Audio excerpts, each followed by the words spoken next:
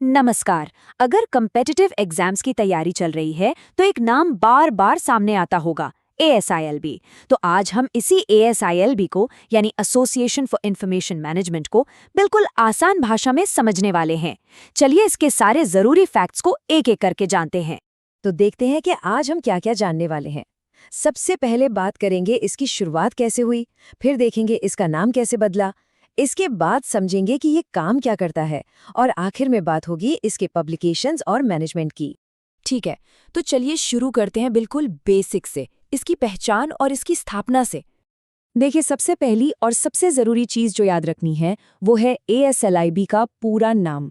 शुरुआत में इसे कहते थे association of special libraries and information bureau.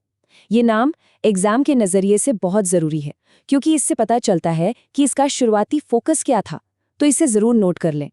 और अब आता है वो साल जो सीधा सीधा सवाल बनकर एग्जाम में आ सकता है। साल था 1924। जी हाँ, ASLIB की स्थापना हुई थी 1924 में। ये तारीख तो बस दिमाग में बिठा लेनी है। तो साल था 1924 और जगह थी यूनाइटेड किंगडम यानी यूके। तो अब देखिए, तीन बातें एकदम क्लियर हो गईं। पूरा नाम, स्थापना का साल 1924 और जगह यूके। ये तीनों इसके कोर फैक्ट्स हैं।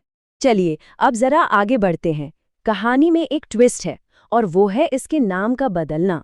नाम क्यों बदला? क्योंकि इसका काम बदल गया, इसका फोकस बदल गया।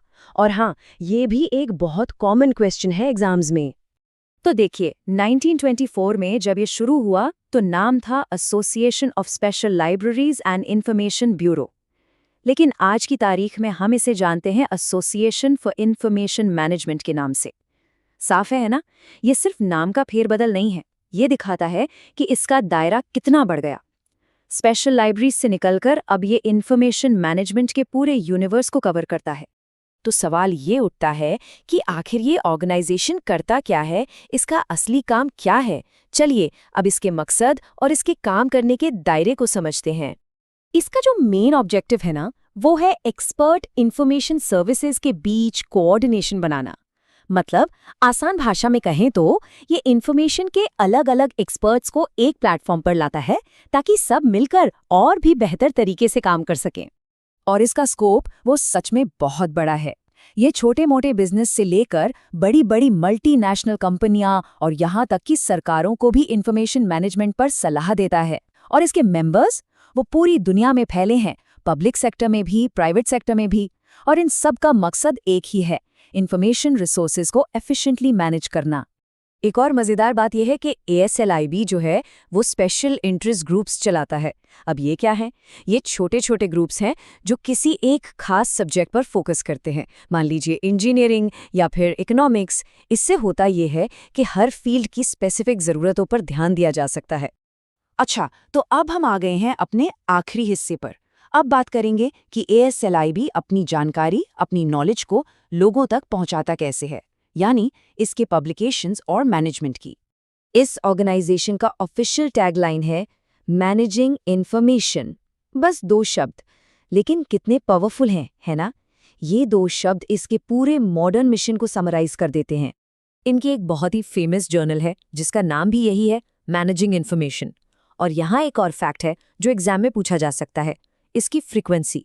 ये जर्नल साल में 10 बार पब्लिश होती है। ये नंबर याद रखना जरूरी है। असलिब अकेले काम नहीं करता। पब्लिशिंग के लिए इसके कुछ बड़े पार्टनर्स हैं, जैसे एमरल्ड और यूरोपा पब्लिकेशंस।